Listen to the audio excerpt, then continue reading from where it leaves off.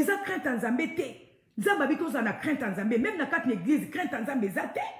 Même na tant bazo recommander biso crainte awa. Bazo bila ba païen te, bazo bila nde biso bato tozo ba ketoza ya Nzambe. Biso bato tozo ba ketoza ba sala Nzambe. Nzambe bazo kuta crainte te na kat na biso. Nzambe bazo kuta biso ba hypocrite. Nzambe bazo kuta kaka ba fei. Nzambe bazo kuta kaka ba fei. Mais ba fruit, oye ko pesa vie, oye ko pesa ba tu santé ezate. Bando nanga toza na crainte de l'Éternel. To banga Nzambe na kata mitema na biso. To banga Nzambe. Toza na besoin ko sepesa batute, mais to sepesa Nzambe. To luka kozala agréable na miso ya Nzambe. Notre Dieu est tellement bon qu'il ne se répand pas de ses dons. Badon ya Nzambe. Soki Nzambe atie na don apesi yo don. Yako prophétiser, yako teya, yako mona makambu, yako sala je sais pas quoi na kati église na ye. Oui, azan Nzambe apesa ki yo badon na bolingo na ye, mais Nzambe azotala motema na yo. Badon oyo za ngo ya prophétie, Nzambe akobotola ngo te. Badon oyo za ngo ya koteya, Nzambe akobotola yo ngo te. Badon oyo za ngo ya koyembela Nzambe, Nzambe akobotola yo ngo te. Oko continuer kopesa ba prophétie, oko continuer koyembela Nzambe, oko continuer koteya batu bazo bika. Po yo zoteya parce que za don Nzambe atiaki yo, mais yo mo na kati motema na yo, oko bika te parce que za motema mabe na kati na yo. Mais Nzambe apesa yo badon wana. À se repentir dans votre parce que Nzambe il est bon. Alléluia. Le lot ba ko camoufler on a te aka bien. On a sambela ka batu baby ke ngaza papa pasteur, batu baby ke ngaza maman pasteur. Mais osa na crainte de l'Éternel te osa motema mabe. Badonanga batu so pesa ba vraie prophétie. Oui, apesi yo vraie prophétie parce que zali do azui pa Nzambe. Mais yemoko vi na réellement azali na Nzambe te. Yo peut-être obika na prophétie o ya pesi yo. Yo peut-être obika na litéa o ya pesi parce que zali don o Nzambe pesa ki ye. Mais yemoko ko bika te parce que ça na crainte de l'Éternel. Yango tozo mona na kati mokili oyo basali ya Nzambe toza ebele. Mais tala ba vie basali ya Nzambe mingi. Bazo pesa batu ba parole ya bénédiction, batu bazo pambwama. Basali ya Nzambe mingi bazo sambela na batu bazo bika batu bazo kende liboso peut-être batu na o basala Nzambe bazo sambela pona bango bazana bango sincèrement na Nzambe na bango baza fidèle mais mosala Nzambe o apesi ba prophétie mosala Nzambe o peut-être asambeli pona batu la plupart de ces serviteurs là mingi bazo banga Nzambe te o mosala Nzambe bibelobi Nzambe lobi esengi to pambwa Nzambe pambola biso alobi o azo sala la ngana esengeli azala béni to komaka koloba ote mosala Nzambe oyo mosala Nzambe yo zo sambela pona muto azala béni pourquoi yo moko zo zala béni te parce que muto na oyo sambeli pona ye atamboli na kobanga Nzambe azui message ko ute pa na mosala Nzambe parce que Nzambe itilizaki yo na badon oyo apesaki yo ye apambwa ma ya bonga mais yo moko mosala Nzambe obongi te pourquoi la plupart des serviteurs de Dieu ozomona ba vie na bango eza ya désordre parce que bango moko baza na crainte de l'Éternel te bazana bango bien bazote ya don mais bango baza ko s'épanouir te pourquoi parce que Nzambe bazokuta crainte de l'Éternel na kati na biso te biso basali ya Nzambe c'est que toza na crainte de l'Éternel oui tozote ya peuple de Dieu ba bika tozote ya peuple de ceux qui peuple de Dieu bazala guéri tozote ya peuple de Dieu bazana kimia mais la plupart des serviteurs de Dieu bango bazana kimia te pourquoi parce que bazana crainte de l'Éternel te na kati na bango yango bebi de biso awa soki babi na so ana 24 balobi vous disparaîtrez, vous et votre roi. Donc, awa, balobi awa, ababi, il a compris pour vous, si en revanche vous faites le mal. Vous faites le mal, les amis. Mali mususu nzamba zo kuta na biso batoto bengi bana Nzambe. Mali mususu o nzamba zo kuta na ba serviteur, ezali hypocrisie, ezali égoïsme, ezali impatience, ezali kobani égoïsme, ezali basala Nzambe mususu baza songi. Eza basala Nzambe musu baza songi eza pela basala Nzambe musu baza lokuta mais soka badi ko prophétiser azo prophétiser parce que ezali don mais ye moko na kati na ye lokuta za sincère te ye moko na kati na ye azo tambwa malamu te yo kozala no béni parce que don wana azoki pa Nzambe asaleli yango mais ye moko lokola aza na crainte Nzambe te akopambwama te bozo mona te ke ba serviteur de Dieu to ba na Nzambe mingi tongo midi pourquoi bazana Nzambe toza na Nzambe tozo lata ba kitambala na mutu po ba mona so ke toza na Nzambe mais vie ya malonga tout autour na fezate na ko comprendre que parce que crainte Nzambe ezate na kati mususu ezali Nzambe na sepeli ezala bongo mais lisusu la plupart ba sala Nzambe to ba na Nzambe o biso tozali Tozo vivre erré te biso moko na bandako na biso. Tozo ko s'épanouir te biso moko pourquoi parce que toza na crainte en Nzambe te. Tozo saela Nzambe, tozo te ya Nzambe, tozo lobela Nzambe, tozo tindika batu bayeba Nzambe, mais biso moko toza ko évoluer te. Pourquoi toza ko évoluer te? Biso bato tolobi ke toyebi Nzambe parce que Nzambe azana besoin que toza na crainte na ye. Tozo sela mo lelo même ataba ba prophétie mususu comme il fabriqué. Nga na ute ko bloquer soit des prophétesse moko. D'abord, il y a des gens qui ont Swahili. Ils ont des prophéties dans Swahili. Et puis, ils ont des prophéties par rapport à mobile, par rapport à des prophéties. Ils ont bloqué. Ils ont des prophéties. Mais est-ce que vous avez crainte en Zambé? Les prophéties sont est-ce que vous avez crainte en Zambé? Alléluia. Tous ont crainte en Zambé. Tous en a crainte en Zambé. Moutou sous yoko jugé quand apparence obi et au pesa na satan o pesa lokola beta la musique ya na diable o pesa lokola atekaka ngana yebi na États-Unis awa basala nzambe bazé belé bazo sala ba place moko na batu nyonso normal mais lokola baza basala nzambe baza na crainte l'Éternel musala na bango bazo sala ba yebi ki baza na crainte en Zambé bako sala te parce que eza basala nzambe mususu bazo travailler na ba guichet na hôtel awa. Mazana crane da suko le tout monde hôtel bato suko au sac en hôtel ozana diable mais ça musala bato bazo sala po bazwa mbongo balesa famille na bango mais suko biso par hypocrisie to comment kotalisa bato ke non musala ozo sala ozana diable oui musala ozo sala eza peut-être mabe tondimi mais oyebite suki yemoka zo tamwa na crainte de l'Éternel yo mutolobi ozo sala Nzambe yo mutolobi okotaka na okendaka na barte yo mutolobi place soki ba serviteur ba lekanaka yo ko poussa na te mais bazo kuta na kati na yo les actes abominables écoute ko lekana muto yo azo sala lem sur hôtel na muto azo sala tamsu na izina masanga na tamsu na muto azo sala no bando nanga nzamba bito za na crainte de l'Éternel tous en a crainte de l'Éternel crainte de l'Éternel ils en a kati ils en apparence te crainte de l'Éternel ils en a kati motema nzamba zota l'apparence te nzamba zota ba milieu auto vandi te parce que milieu oyo vandi so vous en a crainte de l'Éternel atezaki na molili eko koma mwinda. Alléluia. Crainte de l'Éternel. Alléluia. Tout panga nzambe tout service nzambe fidèlement. Ce n'est pas dit que bateau va travailler une église du 1er au 30 dé ba on va na crainte de l'Éternel. Ce n'est pas dit que bateau va que ngana na milliers basali nzambe naza na milliers bana nzambe nzamba fungoli nga misu pona comprendre réellement monde ngo ya biso ba chrétien et fonctionnera ndeni ni par rapport à monde ngo otolobaka monde ba chrétien oyo mobile nanga ya kulutu ayemba na luki mokili na kati église na moni mokili na kati église na moni église na kati mokili. Pourquoi? Parce que toza na crainte nzambe te confusion koti mais yo moko mwana nzambe sincèrement luka crainte na yo na nzambe na yo luka crainte parce que nzambe na biso basala nzambe toze belé mais nzambe abi na biso oui tozo sala nzambe mais toza na crainte de l'Éternel toza na crainte de l'Éternel. Alléluia.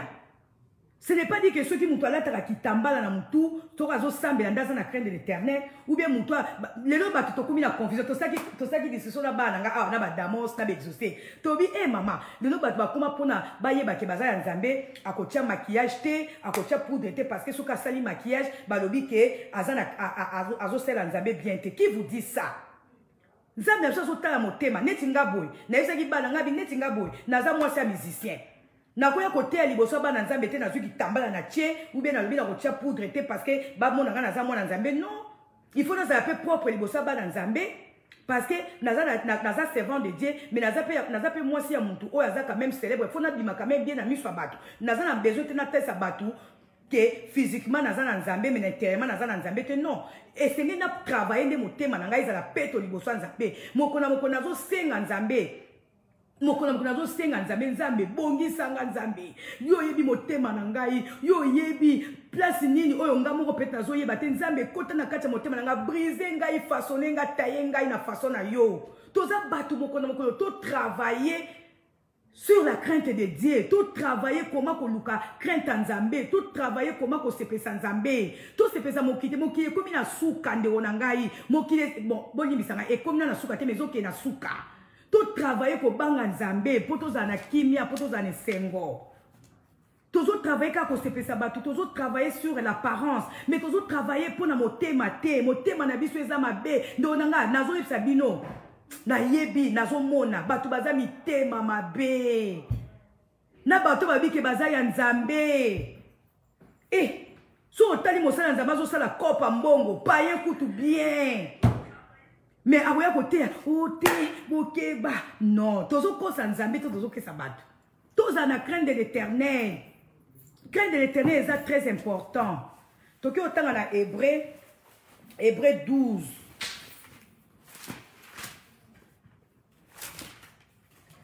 Hébreu 12. Dans Hébreu 12, verset 18 à 24. Bible Sibiso. Bon, il me sera autant sans lunettes. Lunettes, on ne peut pas autant bien. 18. Vous ne vous êtes pas approché d'une montagne qu'on pouvait toucher et qui était embrasée par le feu. 12, 18.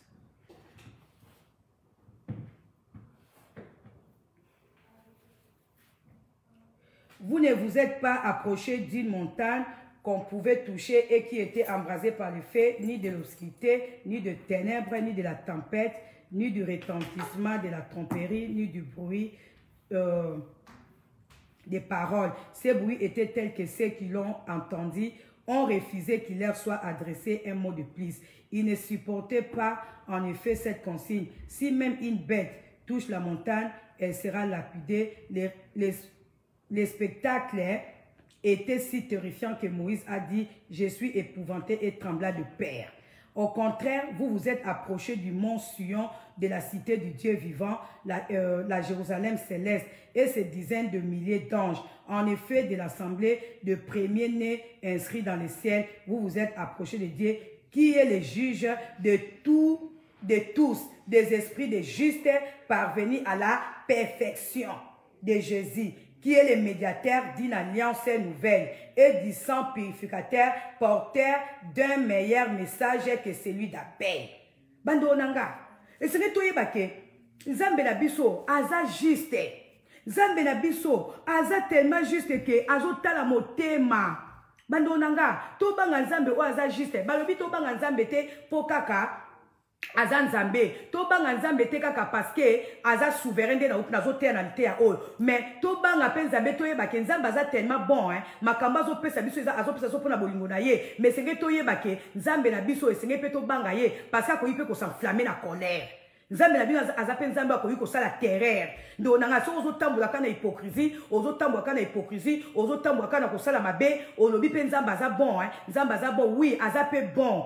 Nzambe dit to reconnaître aza bon, mais tu vas que Nzambe na biso ceux qui arrivent à s'enflammer contre bateau baza ko banga été à ko sala pe yango bando nanga eza bien na oteko ba la fois passé awa que et comme tozo luka Nzambe kaka po a épargner biso na ba malade, Nzambe a épargner biso na ba problème toza nango to na ba soucis to na ba menace, oui eza pe bien ko yeba Nzambe na tango passe. Eza pe bien ko yeba Nzambe tango za ba problème, eza pe bien ko banga Nzambe to ko tambola bien liboso Nzambe parce que oza na besoin Nzamba sa eloko moko songolo, mais to privilégier ba moment wana kaka tende onanga, to privilégier kaka te ke to zela mabe komela biso poto banga Nzambe, to privilégier kaka te ke na tango likamunde okoluka Nzambe. Bible si biso na tango makambu to na tango makambu te que les choses aillent bien ou pas, to zela bato ko banga Nzambe, to zela bato ko révérer Nzambe, oui eza pe occasion bien oyebi Nzambe to komi ko banga Nzambe oyebi pona likambu oyo na tambola bien, pona likambu oyo na banga Nzambe eza pe bien, eza pe occasion bien. Nzamba sepelaka nango yo muto okomi na ba problème, yo muto ozotambola na ozana ba menace, yo muto okoti na kati ba tempête o banda ko banga Nzambe po Nzambe ayokela o mawa eza pe bien, mais to privilégier kaka te ba moment wana ya ba problème et sengeli ndo nanga tango ozo li ozo mela tango oza bien. Tant makambu se kende bien, luka oza na crainte Nzambe, na misala na yo, na makambu na yo, na etamboli na yo, o banga Nzambe, oloba ke non, pona Nzambe nanga, na kosala likambo te, pona Nzambe nanga, na kotambola boye te, pona Nzambe nanga, na koloba mabe ya batu te, pona Nzambe nanga na konosala songi te. Ok, yo yebi te, yekutu boye, me koloba te, oui, est-ce que obangi Nzambe? Obangi Nzambe? te nde onanga moko na mokolo tout se corrigeaka parce que nzamba ngi toza la perfection nde balobi awa notre Jésus aza ko souhaiter que toza la to perfectionner to ko perfectionner ndeni kotika mabe kotika lokuta kobanga nzambe toza batu toza toujours faillible mais du moins molimo santo azana pona ko sunga biso to atalaka mokona mokolo place ni tozo faillir pour to remonter to bonga Jésus-Christ a sopaki makila na ye pour ko racheter biso. Makila ismasia et sopaki pour ko transformer ma vie na biso. Mais comment ça se fait que biso toza ba na Nzambe jusque là tozo za la kaka transformer te na kati na biso. Toza toujours ko tambola lokola ba ancienne créature. Toza toujours na comportement oyo tant toza ki na tant to yebaki na Nzambe te, tant to bandai na côté ya te. Mais bato baza na Nzambe, bato bazo baza na Nzambe. Osa déjà la crainte de l'éternel. Oyebi déjà qui est Dieu pour toi. Oyebi déjà révérence en Zambé. Oyebi déjà souveraineté en Zambé. Oyebi déjà mibeko ya Zambé. Oyebi ni nzamba zo recommandé biso etant ke ba na ye. Mais pourquoi toujours ça langoté? Pourquoi toujours tika la kaka na bancienne na comment on appelle ça? Na elamba na biso ya kala. Ndo nanga. Ngai naza makambu mingi mokona mokolo. Parfois je suis là c'est naza komi examiner koyeba. Qu'est-ce que j'ai encore?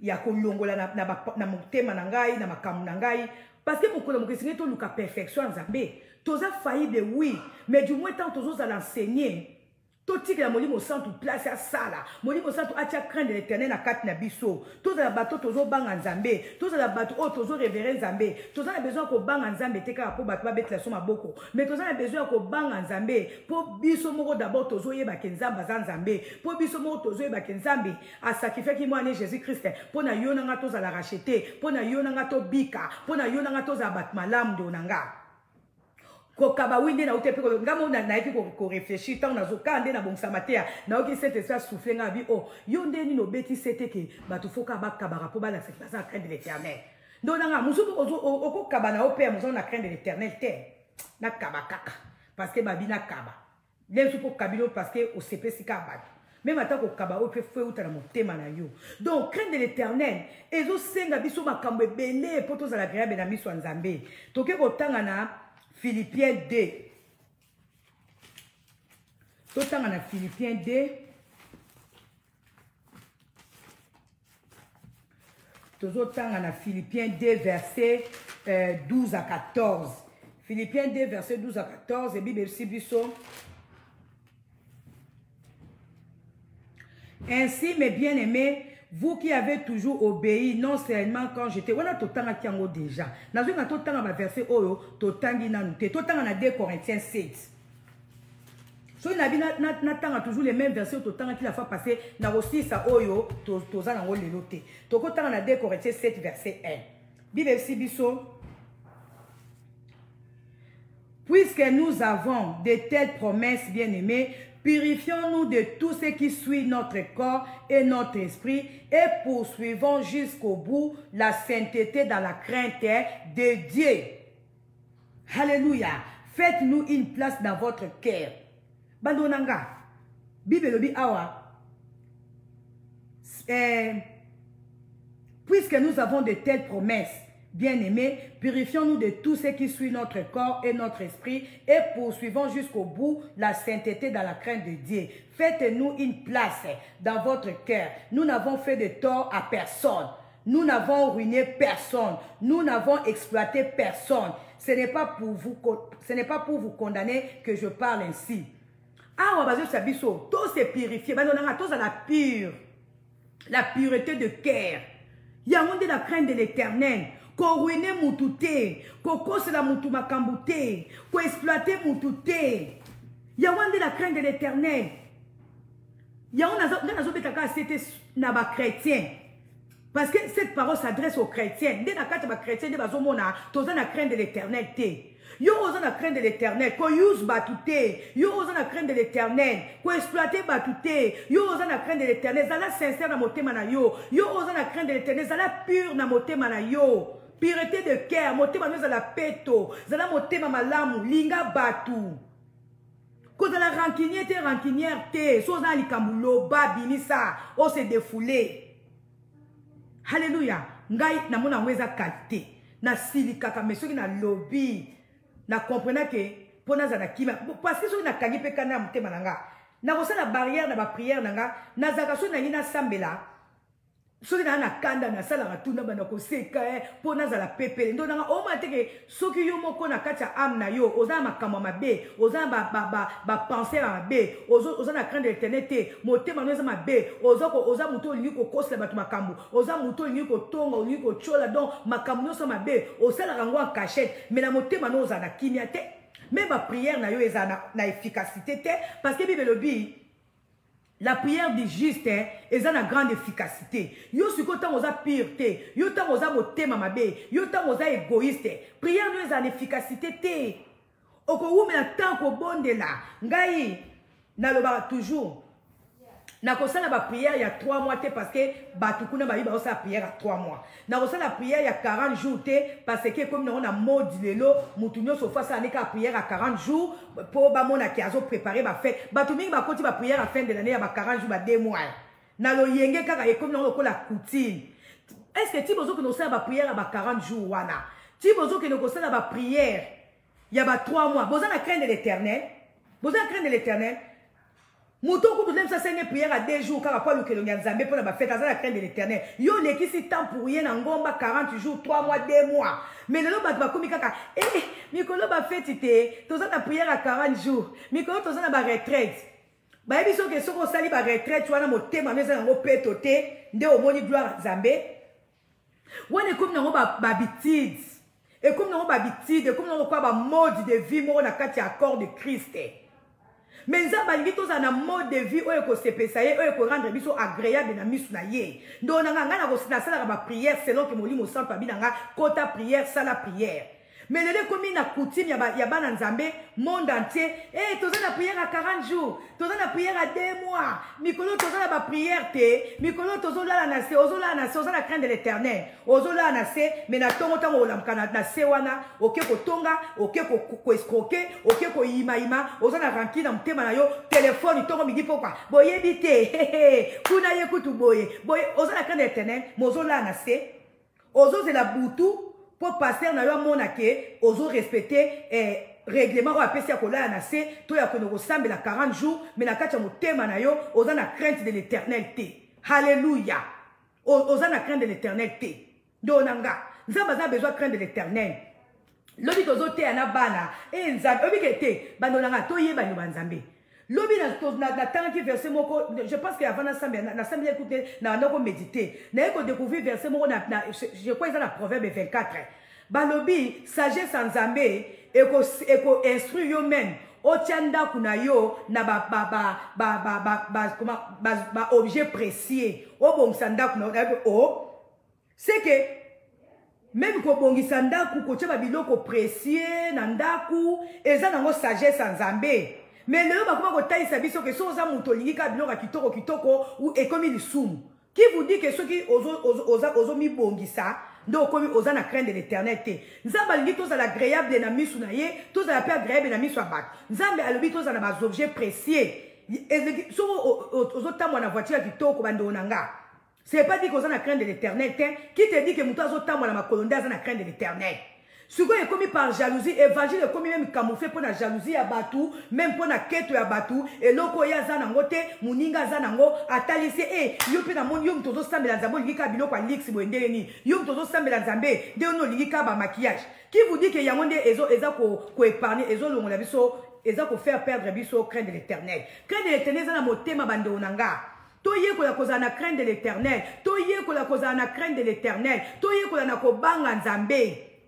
Na motema na biso et pas yopi omoni que ozalo na crainte de l'Éternel te makila se sopana ki pona ko transformer biso makila na se sopana ki na ko banini objectif makila Yesu to action ya makila Yesu ezali chaque jour mokona mokolo makila na Yesu eza ko sala musala nango soki yo oyo moni quelque part ozalo na crainte de l'Éternel te senga que puissance makila na Yesu est transformé yo et longola o eza mabe na kati na yo atanga nde nazo te ya bino awa naza pe faillite naza mutu parce que Bible dit so quelque part nzambe likolo atali na se amoni il y a aucun qui est juste.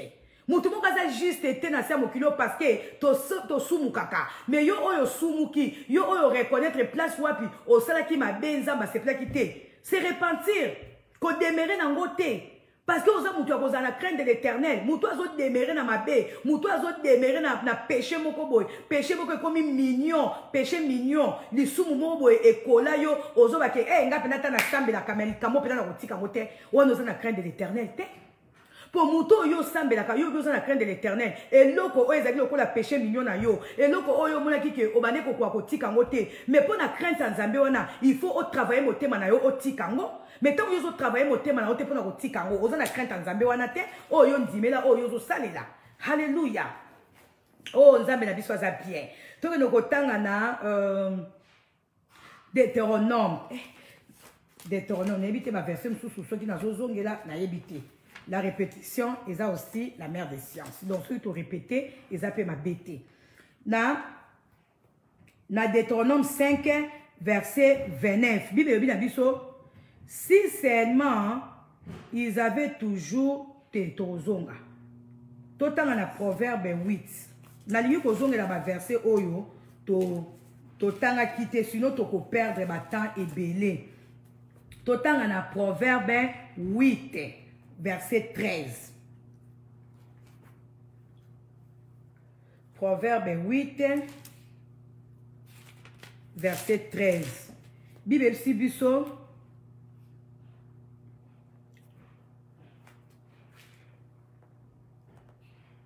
Craindre l'Éternel, c'est détester le mal, l'arrogance, l'orgueil, la voix du mal et la bouche perverse. Voilà ce que je déteste. Donc, même quand on va et ça va banga nzambe te, batumsu sunde na baki la fois passé, munoko na ye lo barakara mabe, maloba ya arrogance, maloba ya orgueil, ba insanité na munoko na yo. Oza chrétien mais munone lo barakara ba bêtise. Oza na crainte nzambe te. Oza na crainte nzambe te yo chrétien lo baka ba bêtise na nga ndona nga na sabilo chaque fois nga on dirait nzamba ponanga pena libu badakale po membo mwana nga na tika na koka ba mabete bando bato susu azana nzambe me azo bimisa ba sanité na munoko na ba misusu même na chair azo bimisa ba sanité oza na crainte nzambe ou bien so vandi na bato na crainte pour ceux qui devant papa na yo okoba ba bêtise te mais sikoyo oza devant milieu moboy o se permettre na o lo mabe est-ce que on a crainte en Zambé bando nanga to banga nzambe même na langage na biso ba langage terre à terre eza dina bana nzambe te nga ba langage nsusu na koka te na tika ko koka ngote pe na ko koka ngote na kimkolo bando nanga ba langage terre à terre mutu nsusu oyoka ya terre ka me ozo ta ba benga osoki ba largo o azo binisa kilo na munoko ezate ndonanga tous en a crainte en Zambé nzambe na biso aza bon il ne serait pas de ce don pesa no ba prophétie teya na yo sakola yemba exhorter ba na Nzambe moza na crainte en Zambé te nzamba ko juger un jour yango to boya jugement Nzambe eza mabe makasi jugement Nzambe eza pire que jugement mokili oyo. To banga nzambe pona âme na biso ezana kimia to banga nzambe po biso moko toza malamu. Alléluia. Oh nzambe na biso aza merveilleux. Oh nzambe aza tellement bien que azolinga biso alingi te asala biso mabe parce que soki nzambe abia silika na biso babi terreur nzambe est encore plus grave. Nzambe atikela biso temps eza kwa mo ndenge mona kati ya ndako ozo pekisa mona tika likambo soka tikite yo papa osani opini mwana no. Bon ceux qui biso ba parents ya mokili tozo punir bana biso pona makambo o tozo senga bango basala bazo sala te bon sko nzambe parce que tozo respecter bibe kwa nzambe te alors nzambe terreur na ye to colère na ye et vous allez encore plus sévère. Alléluia. Nzambe na biso aza bien tokotanga na Ecclésiaste 12. Ecclésiaste 12 verset 13. Bible Sibiso, écoutons la conclusion de tous ces discours. Crains Dieu et respecte ses commandements, car c'est ce que doit faire tout homme. En effet, Dieu amènera toute œuvre en jugement, et ce jugement portera sur tout ce qui est caché, que ce soit bon ou mauvais. Bon, vous comprenez, balobi. Na nyonso tozoloba awa suka ya makambo ezali nini to banga nzambe to craindre Dieu to respecter ba commandement na ye parce que jugement na ye et ko se baser sur makambo o tozo sala en cachette bozomona ke molimo sata zo bana biso balobi awa. Écoutons la conclusion de tous ces discours. Crains Dieu et respecte ses commandements, car c'est ce que doit faire tout homme. En effet, Dieu amènera toute œuvre en jugement, et ce jugement portera sur tout ce qui est caché, que ce soit bon. Bon, moi qui te sens dans le Nzambe, yo oh le bio na Nzambe, na muto na bato tozo ba ke baza na Nzambe te. Mais si on Nzamba lobi jugement na ye, ekozala. Jugement Nzambe est porté sur ce qui est caché. C'est-à-dire quoi? C'est ce que nous faisons en cachette. C'est ce que nous faisons dans nos chambres. C'est ce que nous faisons quand nous sommes seuls. Il y a des jugements Nzambe. Babi jugement Nzambe. Et pour porter tes nenga na zote ya boye. Oh te mama pato te ya ki ma ben Nzamba robalanga te ko mama pata. Likambo te ya ki boye. Non. Jugement Nzambe. Et pour porter sur les enseignements que nous donnons à ces enfants. Non. Yangote. Jugement Nzambe. Et qu'on se porte na ba prophétie to na ba acte non et qu'on se pose na autre ça la cachette non nanga makambo zo ça la cachette wana obi ke Nzamba bazo mona ngate mais Nzamba zo mona yo oyo zo ba la cachette oyo bombi na motema na yo parce que ba lobi motema ya mutu qui peut le connaître si ce n'est pas Dieu.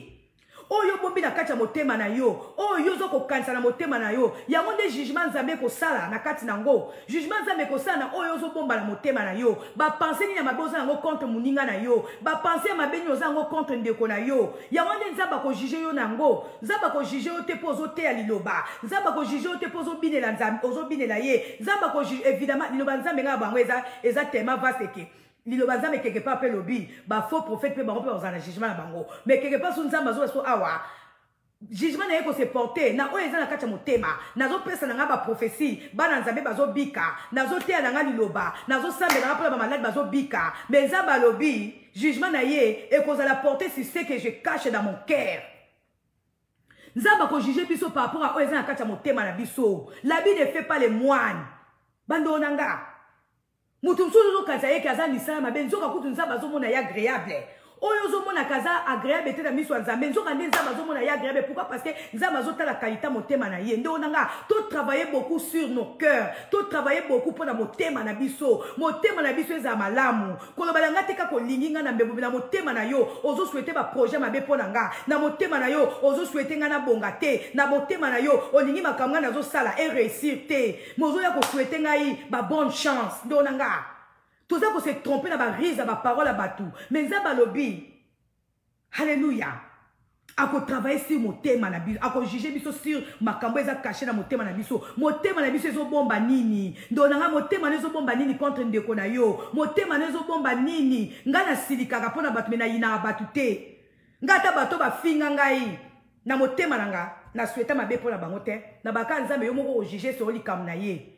Mais na ko souhaité te kutu so na oki ke mutu boko asanga mabe comme na likam na oka passe na oka mawa na bi Nzamba yo kele mawako mais ngamo nazo yeba ke peut-être likambo e komelele mfeza conséquence mabe o ya sali mais nazo senga ke Nzambe na motema Nzambe yo kele ka mawa parce que na ko souhaiter mabe pona mutu te combien de bato bazo souhaiter biso malamu na mbebo mais na mitema na bango baza na crainte Nzambe te bazo souhaiter biso mabe Nzamba lobi ko juger biso na auto zo kansa na mitema na biso. Alléluia. Bado oto zanango nde tozo tea liloba bo ezali don ya Nzambe ezali ministère Nzamba pesi biso tozo pesa ba prophétie ezali ba don Nzamba ko se répartir nango te Nzamba ko longola oya tshena kat na biso te mais ako juger biso selon la crainte oto zanango vis-à-vis na ye ndenge ni tozo zwela ye ndenge ni tozo bangela ye ndenge ni biso mo tozo respecter ba commandement na ye. Alléluia. Muto asimbi Bible est-ce que na crainte Nzambe ndoki pa simba la Bible. Mutu no sa simba la Bible. Est-ce que ndeko simbi Bible nde yango ndeza crainte Nzambe? Mutu su pa simba la Bible, alors la soke na sac na yazara na Bible atambola. Ba mususu ku ba kenda plus loin. Risa diable. Ba mususu kutu akobi masam Bible na maboko te. Akobi masam Bible était parce que partout azali faut azana Bible. A défaut place avant il faut déposer Bible na mesa. Pour ba mona ke yende pesa tanga Bible. Tant sous peut fantaisie tanga na Bible te. La Bible c'est quoi? La Bible c'est la parole de Dieu. Oh yo yo kaka mokona mokolo. Oh yo tanga ka mokona mokolo. Yango ndo kotambola nango partout. Ozana ko bijo tambola na Bible na maboko te pour ba mona yo kozana Bible na maboko alors que tu n'as pas la crainte de Dieu. Papa na biso azalaka bado papa na biso azalaka soki mutu aye koluka musala na sacramento aye kaka omoni patron nga nde naza boye kutu nasambelaka na ngai kutu moni bible papa na biso abane kobenga na bato bana oyo koluka musala aye na kombo ya nzambe alobi oye koyebisanga ke yo osambelaka nga nde ndoki ale bimaka ye na bible na yo parce que akomprenaki ke bato mi bakamouflaka na bible mutu so azoya koluka musala ayeli yo bible na poche to ayeli yo ke nasambela mpo ozwa ye na musala oyebi te ka ye na rise yango te eza crainte ya nzambe yango te eza crainte ya nzambe crainte ya nzambe ezali na baacte oyo ozopose na conscience na yo crainte ya nzambe ezali na oyo ozolakisa na bato na misala na yo na maloba na yo ngai mpe natika na instruction na ngai lokola biso lokola nga mpe bato mingi bayebi ke ko naza mama paster donc soki oye koluka mosala mpa na nga nakozala flatte mpo oza serviteur de dieu to oza frère à christ il faut saint esprit arévele nga parce que nakoyeba kosimbi mpe bible wana mpo oyo epate nga est ce que bato nyonso batangaka basimbaka bible batangaka bible ou bien soki atangaka bible atiaka makambo nyonso eza na bible en pratique nzambe aza na besoin tobanga ye sincèrement papa na biso azali kobenga na bato bazoya koluka mosala na sacramento na babible na maboko azali kobenga na bato bazoya koluka mosala o te patron nga nde naza boye nasambela yo sambelaka nga nde ndoki kende oluka mosala kasi mpa bato bateyaka bible parce que akomprenaki ke eza camouflage mais nzambe aza besoin tocamoufle te nzambe alingi biso sincèrement nzambe alingi tobonga na kati ya mitema na biso bandoko na nga ça me fait mal ya komona bato nga nayebi bato nayebi basali ya nzambe ebele nayebi bango mpena na baacte na bango omoi mpena azoteya omona bi bato bakondima na bango kutu ye ke nga mwasi ya musicien bato bazokumisa ye kutu ke ye mpenza mosantu mbala misato nga lokola aza mwasi ya musicien nga nde kutu ndoki te nazoba me azokosa bato combien bazokosa bato mwana nzambe yo oyo osambelaka nzambe ozosambela nzambe mpona bomoi na yo moko mpona vie éternelle na yo moko mpona kimia na ndako na yo moko ozosambela bato mpona bato bamona yo te ozosambela bato mpona bato babeta ozosambela nzambe parce que yo moko oyebi dabord koza nzambe esengeli obanga tata na yo oyo aza na likolo na se halleluya isengeli osambela mpo bandoo na nga ngai ko nayebi te bosambela mpo na nga parce que nga na ocamoufle na nga te naza na nga mutu naza nga mpe na berere na nga naza nga mpe na bafaute na nga mais je ne marcherai pas comme tout le monde na ministère oyo nzambe apesi nga naye koluka mbongo na mosala église te nazoteya parce que nzambe abi na nga nateya halleluya tobanga nzambe nzambe alingi tozala na crainte lelo mabe ekoti na mokili parce que ebele bapriere oyo tozosala na mokili oyo Polika tozokutana na mabe ebele, tozokutana kala mabe ebele. Esengaki bolamu ya bana nzambe dominer mabe, mais le mabe dominer na mokili parce que nzambe azomona kati na so toza sincère envers ye. Toza sincérité. Toza sincérité. Alléluia. Oh, si seulement je pouvais parler devant le monde entier. Nzambe nanga salanga grâce oko. Alléluia. Attention ba mokili yango ebebi nango, mais du moins nzamba kutata ba obazo banga eko. Biso so tokumba mikaka na loyenge, tokumba mikaka. Lelo bana nzambe ya solo. Bazo eba na sute, mais nzamba lobi ayebi biso na mitema na biso ndo nanga. Bato baloba maloba malamu tongo midi pokwa. Bango kaka te baza ya nzambe ndo nanga. Tant sous maloba malamu wana ezali kaka peut-être bazwa yo eloko moko to ba tirer attention na yo vers bango, mais ba tirer attention nzambe te na mitema na bango, to tirer attention ya nzambe. Alléluia. Gaza a besoin na tirer attention nzambe pona bomo inanga. Nazo sambela nzambe po apesa nganda kute po apesa nga déjà Dieu pouvoir. Mais du moins pour la vie éternelle. Ndonanga ata soki nzamba peso biloko ngo ya kolia, ata soki nzamba peso banda kwango, ata soki nzamba peso ba voiture ngo, mais amna ozana kimia te, ozana kimia te, oko jouer pe na biloko ngo te parce que ozo se pesa nzambe te ndonanga. Alléluia. To bongo la mitema ko. Tango ba na batuke abongo ngo kansara nini?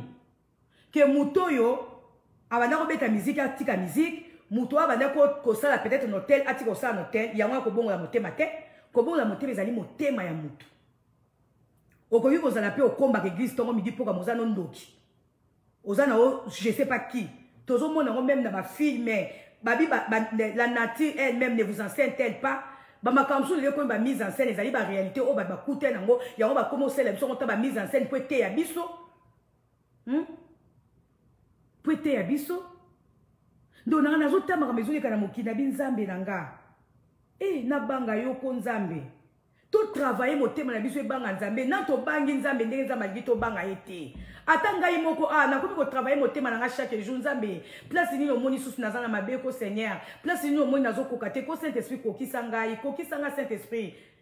Banda ko so pesa nga banda. O pesa nga bana, o pesa nga libala. Nazana nga déjà bien nzambe na ngina za bien na yo papa. Bien na yo nzambe. Tout le kaka nzambe te po pesa biso bozui. Ako pesa so bozui mais c'est quoi après? O goyi pe ko zo bozui ngo pe mais le cause na crainte de l'éternel nzambe. Ako bébé bozui ne ko beba yo. Alléluia. Oh merci Seigneur. Donc, et c'est que Nabiso, tous à la crainte de l'éternel, tous à la respecter. Nzambe Nabiso, il a besoin d'être respecté. Notre Dieu a besoin d'être craint. Il y a un français madame, non? Hein? Notre Dieu doit être craint. Notre Dieu doit être respecté. Alléluia. Tu respecter Nzambe Deni. Nami beko na ye. Oh, nini ya lingi to sala. Ozo commettre ma bêtise en secret, mais ozo à côté à battre Nzambe. Ozo commettre ma bêtise en secret. Ozo ya ozo obiti ngane na yembe la Nzambe ngam na bin la Nzambe. Mais Nzambe azo mona kozo bin Nzambe ngi toza na faire na Nzambe na batute. Alléluia. Oh Nzambe za bien. Tout tu as camoufler. Nzambe ngi toza vraiment sincère, to obéir na loi na ye. Évidemment ba loi Nzambe za na 10 commandements. Chaque jour de onanga atanga i awa les 10 commandements. Nan na respecter mon yon sauté, mais du moins nazo senga Saint-Esprit moko na mokolo na respecter pour nazo ngana na perfection. Alléluia. Alléluia bana Nzambe. Ko prier ka raté pour ce ko banga Nzambe te ka rapport malheur et comme liyo. Ko banga Nzambe te ka parce que zo banga ke malheur et comme la yo. Mais to banga Nzambe parce que zali Nzambe alingi to banga ye. Nzambe na biso alingi to respecter ye. Nzambe na biso alingi to craindre ye. Alléluia. Ko komi Nzambe bouche trou na yo te. Ba meke ba lobaka ko use Nzambe te ka na era likambu. Olobi na banga na Nzambe période oyo na te mikolo na zo lukana le lomi Nzambe. Mikolo na lingi kutuna ko langwa te. Mikolo na lingi na ko kena boîte te. Mikolo na lingi na ko sale kobo te parce que nazane loro mobo na zo lukela Nzambe sa elanga. Oui, Nzambe tanga osala yo, ozongeli makam na yo, donc Nzambe komi bouche trou na yo, Nzambe komi mutoyo oza ko utiliser pour na ba besoin na yo. Nzambe sela rabiso bolamu po aza Nzambe. Nzambe pesa so mabala parce que moko lobina lobana ye, il ne faut pas que mes enfants soient sains. Nzambe pesa rabiso musala parce que moko lobi bokolia na mutoki na bino. Nzambe apesa rabiso tout ce que nous avons là parce que zali na devoir na état que papa tous à la béni. Akopesa biso ngote parce que yo olobi ke non na mekanan ko vanda kimia boye po Nzamba pesa nga boye non Nzamba ko pesa yo akosaila o bolamu na ye parce que aza d'abord Nzambe parce que alingi yo mais yo to sa mibeko na ye respecter Nzambe sala makambu oyo Nzambe oyebi combien de fois to sara mabe to atristara Saint-Esprit toza ko attrister Saint-Esprit na ba acte na maloba na biso eza maloba mususu yo mwana Nzambe ko loba ngote. Pour ce qu'on lobby, on a attristé Saint-Esprit na kati na yo. Parce que toza molimo santu aza na kati na biso. Et ce n'est pas ça makam oh molimo santu ko sepia na biso. Bande ko moko na moko to luka ko perfectionner, moko na moko to luka to za malamu. Alléluia. Alléluia. Et ça peut forcer ko yeba Nzambe na tango pasi, mais to privilégier ka te to banga Nzambe to yeba Nzambe na tango pasi, mais to yeba Nzambe atama ka beza bien. Ko zela to si la succès o banda ko banga Nzambe, te succès ko le silinga mikolo na bando tambola bien, mikolo yo na bando sama ka po Nzamba zon slanga succès. O ko ripe ko zela pe succès silio o bangi Nzambe Nzamba tiki o pe kaka na sekaka. Mais banga Nzambe tango makambu nza na kitoko po Nzambe abakisa. Combien de ba Nzambe pour basila ba succès? Combien de ba Nzambe parce que baba le kufa? Lelo combien? Mais Nzambe pe azozom sa baba la ngote pourquoi? Parce que ayebi que oye verrier pour intérêt moko songolo. Ayebi que soka zongi celui ango oko continuer na o lisusu. C'est pas sans Nzambe tant oza bien, c'est pas sans Nzambe tant oza makasi. Koluka Nzambe te ka rapport okomi malade. Koluka Nzambe te kaka parce que musale komi par terre. Koluka Nzambe te kaka parce que on a besoin. Oui, succès eza ya Nzambe akopesa biso succès parce que zali devoir na ye. Ye moko alobaki na kopesa bino succès, na ko ordonner na succès et landa bino dans tout ce que vous allez entreprendre. Ezali devoir na ye akosala ngo parce que zali Nzambe. mais yo ko camoufler caractère no mabete parce que olingi eloko moko ekomela yo non banga nzambe parce que aza nzambe. Alléluia. Oh merci Seigneur. Et Seigneur, il faut croire. La crainte de Dieu, c'est sous croire na majesté en Nzambe, majesté divine en Nzambe. Nzambe na biso alingi to lingaye parce qu'azali Nzambe, parce qu'aza coexister, parce qu'azali je sais pas qui, azali souverain. Nzambe na biso azali bolingo. Alléluia. Na kati ya mokili oyo ndenge na komaki awa eza na bato oyo bazo reconnaître kaka Nzambe pona kosenga quelque chose. Bando na bomona yango te même na ba famille. Même na badinga, mutu mususu akenda musika na yo. Oza ya na ye, toza papa na ye, toza ndeko na ye, ako respecter yo te. Soka lobe yo maba lobe yo mabe. Mais soka komi na besoin eloko moko ayebi ke yo nde mtoko sala eloko wana, yo nde mtoko ko pesa eloko wana azongeli yo. Ndenge mo pe toko mo sala pa Nzambe, Nzamba zala nanu wana. Na tambo na ngana Nzambe mo Nzambe ngamo na ebi erni na lukaka elongi Nzambe. Donc yo koma na ba moment na yo, o koma na batangu na yo yo moko bongisa ya koluka Nzambe, mais tant makambo eza bien o koluka Nzambe te, tokuta na yango pe na ba famille, tokuta na yango pe na ba connaissance, mutu mususu abeta yo kara, mutu mususu kutu a considérera même pas yo. Ayebi même pas existence na yo, abosa na yo complètement. Mais tant qu'on a besoin na yo songolo, azan a besoin oya en aide pour na ye, azan a besoin o contribuer ne loko moko ale azongeli yo. Parce que yebi ke oko salango. Ndeye moko pe tozo zwa Nzambe, to yebi ke Nzamba za tema bolingo, ata toke musika na ye, soki to zongeli ye, to sengi ye mawa na ye, ako pardonner, to sengi ya bénir biso, ako bénir biso. Ndeye yango tozo sala pa Nzambe. Ndenge pe tozo kuta na wana ba relation na biso, tozo kuta na wana mokili oyo, azana mbongo aye, na yebi momani na koluka ye, na yebi momani na kokuta na ye. Donc yo zana ba moment na oyo yebi oko use nga, ozana ba moment na oyo yebi kinga na kozana important pa na yo, ozana ba moment na oyo yebi kinga na kozana respect po na ozana respect na nga, mais en dehors ya ba besoin oyo zana ngo oko respecter ngai te, olobi kutu etali azala bongo. Combien bazo manquer biso respect? Combien baza ko ignorer biso? Combien baza ko déconsidérer biso? Mais pour na besoin moko songolo, bazo zongela biso.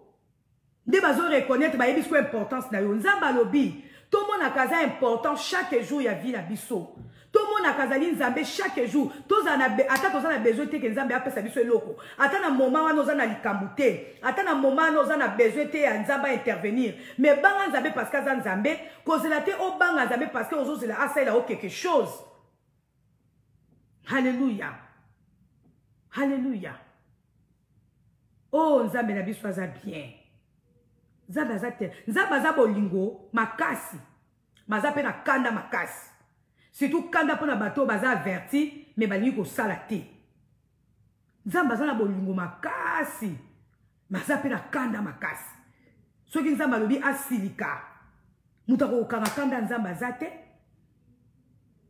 Ya wana kere pa kutunga lobaka, vomi ko za na problème na mutu ki ko za na problème. Non, te Nzamba za bien, po Nzamba ko limbisa o te mutu nde so za mote mabe na weza mabe. Mais Nzambe nde so ka lobi asilika, ako silika na ye. Aza bon. Alingi tozala to banga ye. Alléluia. Nazoke na suka exauça senga déjà signe qui est na 10 minutes. Nzamba zo sala biso malamu à cause de son amour. Amour Nzamba est tellement grand. Amour na ye tala na mutu andima mwana ya kufa pour racheter yo nanga. Ata papa mokili oyo, ata mama mokili oyo. Devant liwa akokima. Mais Nzambe andima ko pesa mwana na ye po alingi biso tellement. Nzamba zo sala biso bolamu pona bolingo na ye. Nzamba zo pambola biso pona bolingo na ye. Nzamba zo pesa biso bonne santé pona bolingo na ye. Nzamba za ko épargner biso na ba danger pona bolingo na ye. Mais loko Nzamba zo senga biso kaka to révérer ye, to respecter ye, to za na respect profond pona ye, to za na respect ya kombo na ye, to lobaki aza Nzambe, aza souverain pona pema na bomoy oya pesi biso na ko pesa so pema na bomoy. Soki Nzambe te. Soki Nzambe te. To banga Nzambe parce qu'il peut tout faire pour na biso. To banga Nzambe parce qu'il est souverain. Soki tozo vivre, c'est parce qu'alingi. Tozo lia, tozo mela. Parce qu'alingi. To banga Nzambe pour na batute. Nde na lobaki sous la fois passée. Moi ça libala. Pour na respect à mobali na yo. Pour na respect à kombo libala na yo.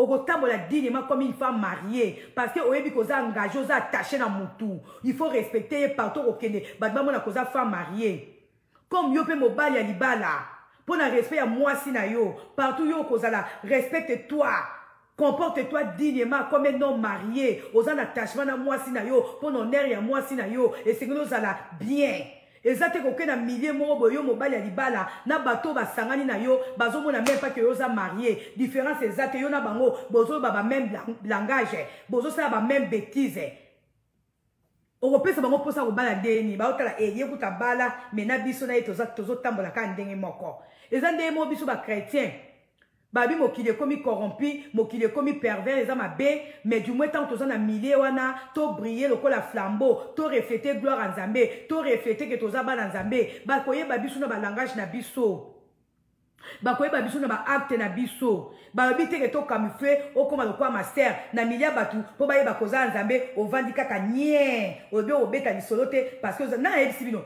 bando nanga na ozo répéter nga pa est-ce que ma solo ezali na beta kama solo si il faut na seka nga na sekaka place pe na sepe te faut na silika na silikaka mais na motema na nga naza na rancune te na motema na nga naza na ndoki te na motema na nga naza na haine na mutu te ba mususu bakoma okende même plus loin excès de zèle eza ba rise so omoni mutu aza na excès ya kibonzambe eza rise soko landeli peza bien azali oya laksi bino te eza rise pour aflatter bino pour ataisa bino ke yaza na Nzambe pour ataisa bino ke yende musantu mais landeli na kati ya famille na ye landeli na kati ya ndako na ye landeli na milia musala na ye pa azara na batu na ye azo refléter makambo ya terre bino te azo refléter makambo ya taisa bino te tant que serviteur de Dieu ou bien tant que servant de Dieu yango bible si biso Nzambe ako se baser jugement Nzambe ko se baser na oyo eza motema na biso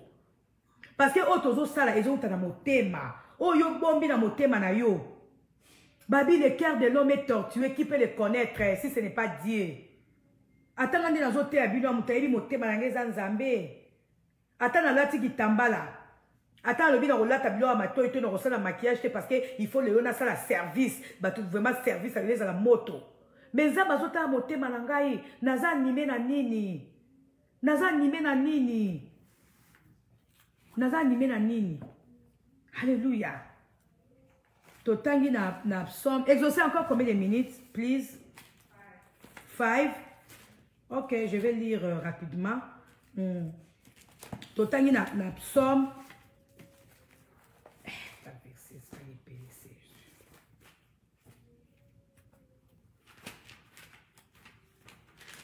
Totanga na psaume 24. Beaucoup makaka, hein?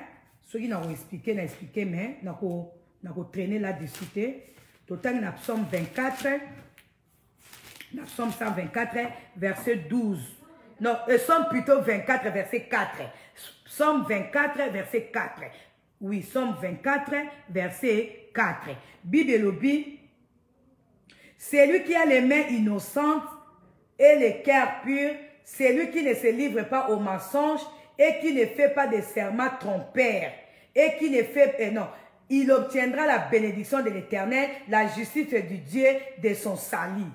Sali na yo eza lobiko na yo ndeko yo so na main innocente yo so ki ozali na ba serment trompeur te donc oloba kama kambu o katara bandaye mais oyebi ke za lokuta o obtenir bénédiction za bete mais balobi awa c'est lui qui a les mains innocentes et le cœur pur balobi te ke awa muto azote ya liloba balobi te ke awa muto azope sa prophétie balobi te ke awa muto asakola makambo batu amona makambo ebatami na banzoto abatu to amona makambo ebatami na bandako abatu balobi angote mais balobi c'est lui qui a les mains innocentes et le cœur pur, c'est lui qui ne se livre pas au mensonge et qui ne se fait pas de serments trompeurs.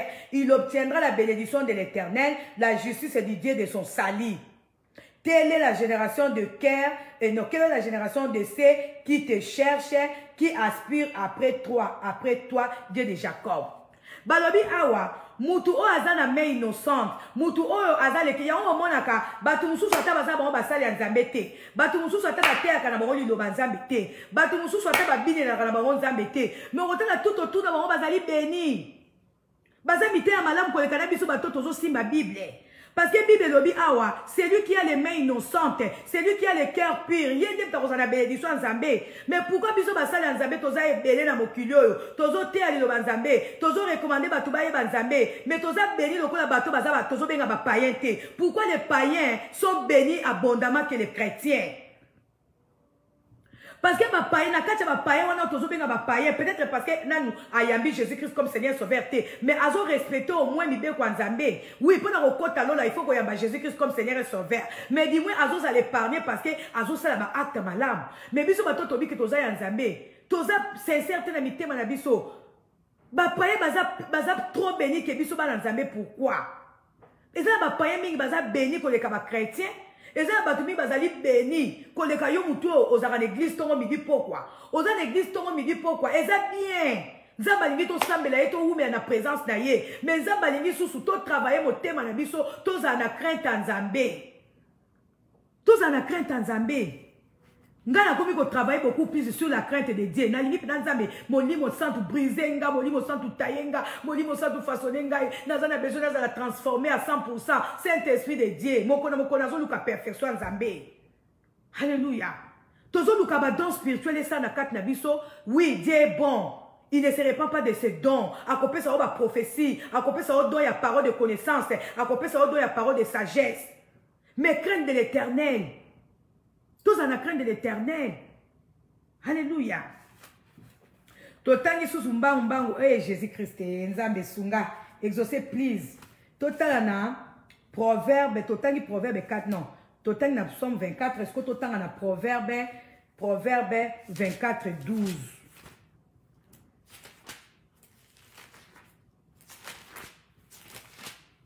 Proverbe 24, verset 12. Bible Binabiso. Si tu dis, ah, nous ne savions pas, celui qui évalue le cœur n'a-t-il rien compris? Celui qui veille sur toi, ne sait-il pas tout? Il paiera à chacun les salaires de ses actes. Nzambe oya yebi motema. O te na yeba kite. O na lobi na landaki mosala nzambe moko azote alobi. Ndenge tokosaka. Oke kosombe loko na motema na yo olingi no eloko yango. Mais aux autres, ils sont dans mon toit, ils ont été ils ont dit ils ont bien ten. Aux autres, ça y est parce que au lingi au zwango n'a pris au yo lingi. Mais dans mon thème na yo, au yebi qu'ils ont bien. Mais aux autres, ils sont dans vendeur qu'ils ont bien té. Mais ils ont yebi que dans mon thème na yo au luni ango. Aux autres, donc tout ça m'a comme béné tous autres commettre sans le savoir qu'ils ont faire perdre la crainte de l'Éternel. Totangi na Lévitique.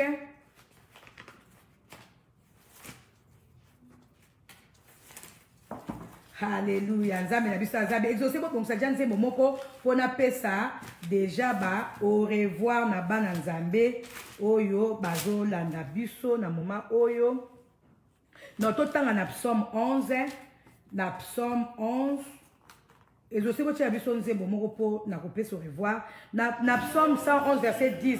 Dis-moi volume please. Balobi na biso na verset 10 la crainte de l'Éternel est le commencement de la sagesse.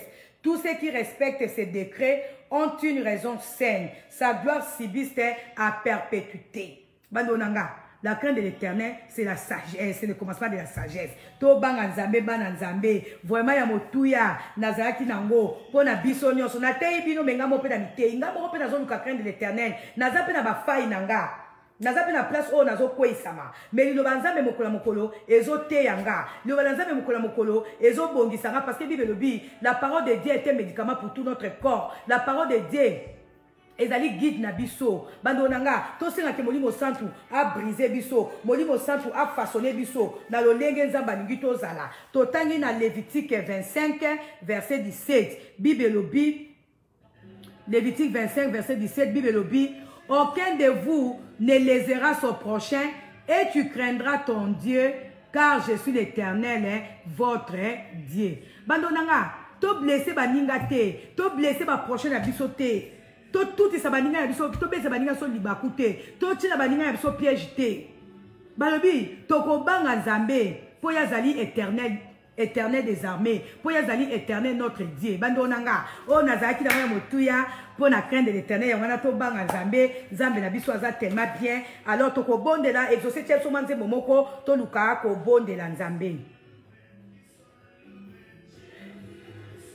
Soki bo sepena maté a boche na ba cœur. Boche na ba j'aime.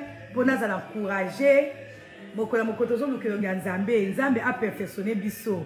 Alléluia. Nzambe ngito za la peto. Nzambe ngito za malamu.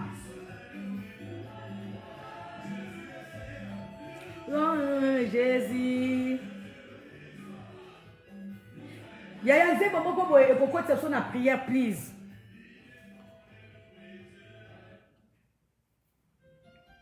Siko tozozo attitude à prière kolandisa matea oyo toyoki ngai pe na teyami bino pe boteyami mutu na mutu sala examen de conscience na yo yeba de quelle manière oyo za na crainte nzambe te ba acte nini oyo zo poser en cachette nzamba lobi ako juger yo non na ndengo zo te ya liloba to bato bazobeta yo maboko koza mosantu mais na oyo zo sala en cachette na oyo eza caché na motema na yo nde yango nzamba ko juger.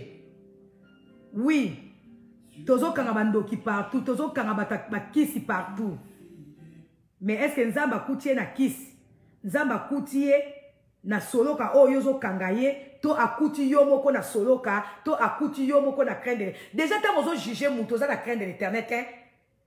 Les gens qui jugent baza pe na crainte parce que nzamba peki si opé jugement. Qui est-il pour juger? Qui est-il pour nana établir yo juste? Et juge. Ozana ka pona ko juger bato. Yo na établi yo juste. Yo moko zo tambola ndenge nini. Makambo kutu yo zo ko espérer ko kuta na ba païen o yo zo benga. Bazana ngote. Nzambe ndaza juste juge. Nzamba ko tala o ezo bata na mitema na biso. Nzamba yebi biso. Ba langage ni o yo ozala na oyo mwana nzambe tango ke na ba cop na yo. Ba langage ni obetaka. Ba langage à terre, ba langage ya ba yanke. Mais ah oui, oui, mon centre. Non, to banga nzambe sincèrement. To beteli nzambe maboko, to beteli nzambe maboko. To resembla.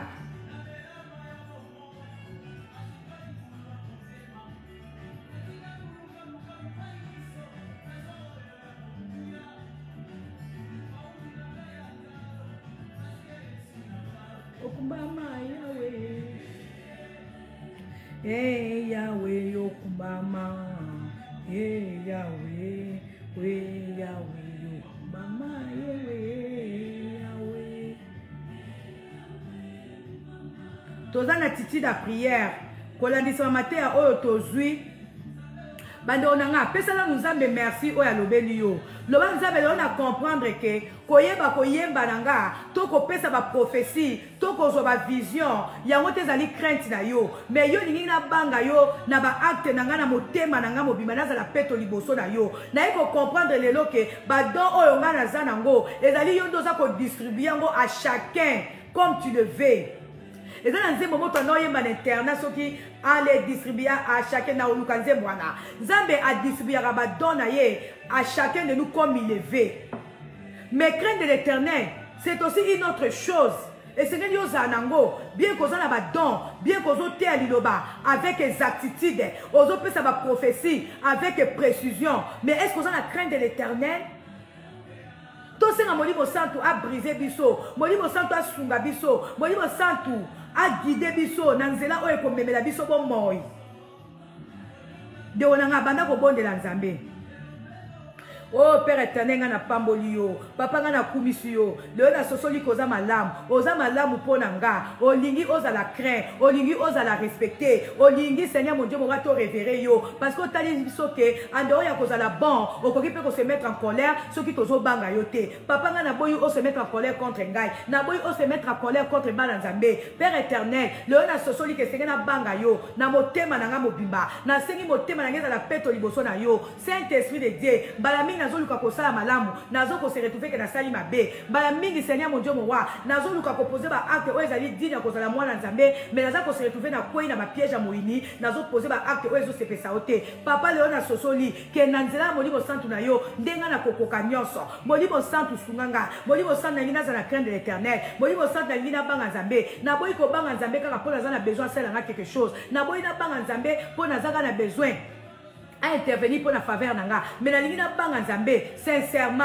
na lingina banga nzambe non seulement parce que ko bénir nga mais na lingina banga nzambe parce que nebi kazali nzambe parce que azali souverain parce que alingi to respecter ye nzamba lingi to banga ye nzamba lingi to tosa mibeko na ye papa yobi na ngai na yibelo kwa mutu te olobi na ngai nazala envieuse te olobi na ngai nazala jalouse te olobi na ngai nazala motema mabe te nazala mutu ya ba parole kaya ya mbebo te mais olingi na motema nanga bakuta bolingo réel bolingo oyo ezali sincère envers bana na yo Père éternel na sengi osunganga na nzana molimo santu na yo oh Père éternel ngai moko na koki te ngai moko na kokoka te kosala ba acte bon na misu na yo papa na sengi molimo santu na yo a rendre nga agréable na misu na yo nangi kozala agréable na misu na yo nzambe pe nangi kozala agréable na misu ya bana na yo Père éternel kokisa ngai moko nazokoka te molimo santu naza na besoin na yo naza na besoin na bomoi na nga naza na besoin na kati ya ndako na nga naza na besoin na bomoi ya bana naza na besoin na bomoi ya mobali na nga oh Saint-Esprit de Dieu. Jésus-Christ, tu as dit dans ta parole, je m'en vais au Père, mais je ne vous laisserai pas seul. Je vous enverrai quelqu'un d'autre qui sera votre aide, qui va vous aider. Oh, Seigneur mon Dieu. Quelqu'un d'autre est là, ezali Saint-Esprit na yo, molimo santu, nebi ke nazanga moko te, kati na ndako nazanga moko te, nazana besoin lisungi na yo, nazana besoin o aider ngai, na oyo nga nazo kwa kosala te, molimo santu sunganga na sala yango, pona nzambe na nga sepela na nga, pona zala grave na miso nzambe. Oh Père éternel, sunga bana na yo, même na kati église, molimo santu manifeste toi.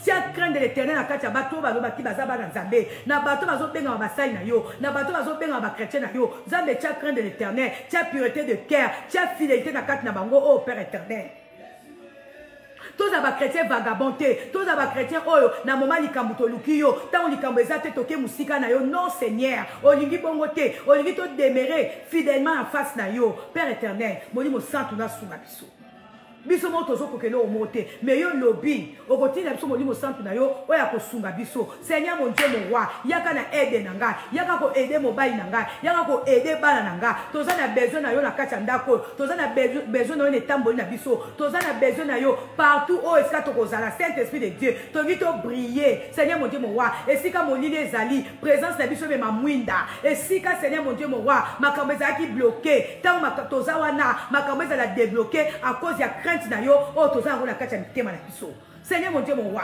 Jacob azalaki na crainte na yo yango na ndako ya Laban amemaka bénédiction Seigneur mon Dieu mon roi na ngina za la porter sa bénédiction à cause de la crainte de l'Éternel o ngana za ko porter na kati ya motema nanga papa zwa nkembo zwa nguya haleluya batu pona na bako koluka babozu ya mokili oyo pona ba na makambo ezo ya mokili oyo batu bake musika na yo batu baza sous na crainte na ote Nzambe makila na yo osopaki na ngomba gogota ezalaki esopaki po ramener biso epai na yo na bonzambe na yo makila na yo Seigneur et ce point qui peut surtout à la justifier et ce point qui peut surtout à la sauver Seigneur mon Dieu mon roi na beli puissance makila na yo na bomo ya bana na yo Père éternel Seigneur mon Dieu sanctifiez biso purifier biso de tout mal Seigneur ça que to sepesa yo Nzambe et notre sepesa bata mokili oyo ngana yebe loko moko soki toza agréable na misu na yo nde tokozala pe agréable na misu bata mokili oyo papa na ngina zala premièrement agréable na misu na yo pona zala agréable na misu bata mokili oyo papa zwa kembo zwa nguya pambola bala na yo o balandi bateya na poko lelo pambola bandako na bango pambola misala na bango Seigneur mon Dieu mon roi bao baza besoin misala bazwa misala bao baza malade bazala guéri Seigneur mon Dieu mon roi non seulement bazala guéri na nzoto na bango na corps na bango mais bala na yo bazala pe guéri na âme na bango na âme na biso mabe ezali na âme na biso haine ezali na âme na biso jalousie ezali na âme na biso lokuta ezali Nzambe liloba oyo ebimi mpe guéri bana na yo non seulement na corps mais na âme mpe na esprit na kombo na oyo Yesu papa zwa kembo zwa nguya ba bénédiction na o papa elanda ba ono so craindre yo papa yo lobi na ngai molimo na yo ezali ko na ngai pona ko oh Seigneur Jésus merci Seigneur mon Dieu, mon roi, nous avons déclaré ma parole à bénédiction. Ndenge o tchaki maloba, na mnoko Ezekiel, Nicolas Mikoua, o ezara qui vit, o baki na Ezekiel a prophétisé, pe a prophétisé qui Mikoua ezwa qui vit. Papa mo limo na yo, o ezaki liko na Ezekiel, yango peza liko na nga. Mo limo na yo papa, o ezaki na basali na kat na Bible, yango peza liko na nga. Mo limo na o ezo sala kat na basali ya Nzambe, o bazo banga o na sa mokili o, yango peza liko na nga. Yango nazo sakola, Nicolas ba via bana yo, bana o bazwa o kabakasaka. Oh, Koboko Sakaba, nous allons bénir au nom de Jésus. Pambola biso na corde, ampe na esprit na biso, au nom puissant de Jésus. Papa Zouan Kembo Zouangouya, dans le nom puissant de Jésus-Christ. Tobe Telim Zabe na boko, alléluia. Tosuki Siwana. Tosuki Siwana. Tosuki Siwana. Boche la raba j'aime ceux qui bo sepeli. Alléluia. Pour retenir une chose, Dieu nous demande d'avoir la crainte. La crainte à 100 personnes. Amen. On peut tout faire devant les hommes. On peut tout camoufler, Mandonanga. Mais si on n'a pas de crainte, tout ça nul. On peut prophétiser, on peut louer, on peut adorer, mais la crainte de l'Éternel, c'est aussi une arme puissante pour nous libérer Bissou dans la brise à diable. Ici pour Nalélo. Alors, nous avons rappelé dans Zambé, pas ce vendredi, mais le vendredi prochain, ce sera quand encore. Dès que nous avons matéa, pour nous avons la bourrisi matéa nanga, nous avons suivi l'idée au Saint-Esprit à Pesakingaï. Oh, nous avons bien. Nous avons bien pour la connexion. Nous avons connexion pour déranger bisoté. Voilà que aussi si ma connexion niveau perturbé. Tous as soukuna te perturbé. Tous aussi to lobby. Oh, to na ki to loba. Alléluia. Tous as rendez-vous na biso prochain dimanche comme d'habitude. Mais ma pour na maman. Mais na ba ina oté ba couple. To ça la kaka vendredi. To garder kaka vendredi na biso. Na ko côté en opé dimanche. Na ko côté en opé mercredi. Mais na lobby pour na respect à parole. Ndenge na loba ke to kuta na ka vendredi. Ceux qui to za maté à couple to ba maman vendredi. Et on habite aux zelaka vendredi. Bo sepelité. Bo tianga se bo sepelité to za vendredi. Nzamba pambola biso.